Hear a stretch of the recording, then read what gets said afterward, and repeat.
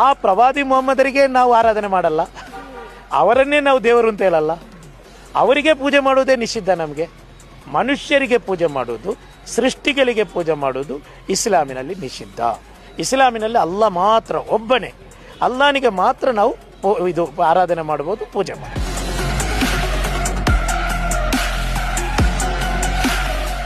ಇಸ್ಲಾಮಿನ ಕಟ್ಟಾಜ್ಞೆ ಇದೆ ಮೂರ್ತಿ ಪೂಜೆ, ಅದು ಶಿರ್ಕ್ ಮಹಾಪಾಪ.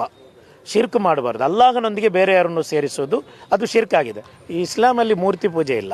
ಇಸ್ಲಾಮಲ್ಲಿ ಲಾ ಇಲಾಹ ಇಲ್ಲಲ್ಲಾಹ್ ಮುಹಮ್ಮದ್ ರಸೂಲುಲ್ಲಾಹ್, ಅಲ್ಲಾಹನಲ್ಲದೆ ಆರಾಧ್ಯನಿಲ್ಲ, ದೇವರೊಬ್ಬನೇ. ಆ ಅಲ್ಲಾಹನಿಗೆ ಮಾತ್ರ ನೀವು ಆರಾಧನೆ ಮಾಡಿದರೆ ಮಾತ್ರ ಮುಸಲ್ಮಾನಾಗೋದು. ಬೇರೆ ಯಾರಿಗೂ ನೀವು ಆರಾಧನೆ ಮಾಡುವಂಗಿಲ್ಲ, ಪೂಜೆ ಮಾಡುವಂಗಿಲ್ಲ.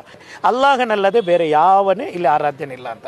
ಆದ್ದರಿಂದ ಪೂಜೆಗಳು ಅವರವರ ಧರ್ಮಕ್ಕನುಸೃತವಾಗಿ ಜೀವನ ಮಾಡೋಕ್ಕೆ ಅಲ್ಲಾಹನೇ ಹೇಳುತ್ತಾನೆ, ಲಕುಂ ದೀನುಕುಂ ವಲಿಯ ದೀನ್, ನಿಮ್ಮ ಧರ್ಮ ನಿಮಗೆ, ಅವರವರಿಗೆ ಆ ಧರ್ಮ ಅಂತ.